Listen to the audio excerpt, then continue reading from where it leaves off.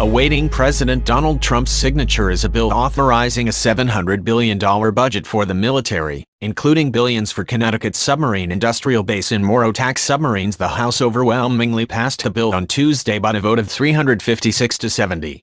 The Senate passed the measure in a quick voice vote Thursday. In remarks on the House floor earlier this week, U.S. Rep. Joe Courtney, D. 2nd District, said the bill was a result of a very bipartisan effort, and the result I think really demonstrates that when you do it that way, you get good results. The result is significantly more sources for air power and submarines, both highly important to our nation and Connecticut, U.S. Senator Richard Blumenthal, D-Con, said in a statement after the Senate's passage. Both Courtney and Blumenthal were part of a conference committee of lawmakers who worked out differences between the Senate's and House's versions of the bill to reach the $700 billion deal. Trump has called for a bigger military budget, but this exceeds what he asked for, and is about $85 billion above what the law allows for fiscal year 2018.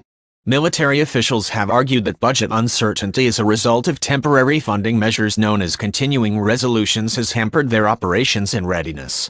The $700 billion defense authorization bill is a statement from Congress that it wants to change that. Still, Republican and Democratic leadership have not agreed on how to pay for the measure. A 2011 budget law stipulates a $549 billion cap on defense spending and a $516 billion cap on non-defense spending for fiscal year 2018. If lawmakers don't reach a compromise, there could be across-the-board cuts. Government funding runs out on December 8. The bill, if passed, would be good news for Connecticut's defense industry. It authorizes nearly $8 billion for submarine programs. Electric Boat has been building 2 Virginia-class attack submarines for several years now under a teaming agreement with Newport News Shipbuilding in Virginia.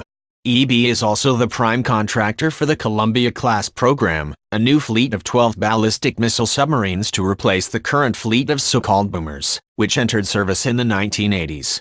Nearly $6 billion was authorized for the Virginia program, and nearly $2 billion was authorized for the Columbia program. Under the bill, the Navy would be able to enter into a contract for 13 Virginia-class submarines, as opposed to 10, which is the number of submarines included in recent blocks. The Navy buys submarines in blocks, and the contract for the next block of Virginia submarines is being negotiated. The increase in attack submarine production would mean a 3-year build rate of Virginia submarines in 2020, 2022 and 2023. There's also a provision in the bill that would require the Navy to come up with a plan to mitigate the submarine maintenance backlog. The USS Boise, which has sat pierside in Virginia since May 31, 2016, has been painted as the worst-case scenario of what happens when maintenance gets deferred. Another provision would help alleviate a backlog of federal background investigations affecting EEB and other defense contractors by removing the Office of Personnel Management from all clearance investigations carried out by the Department of Defense. It also would give the Secretary of Defense the authority to conduct background investigations for all the department's clearances. The bill denies a round of base closings and consolidations in 2021, which the Trump administration requested.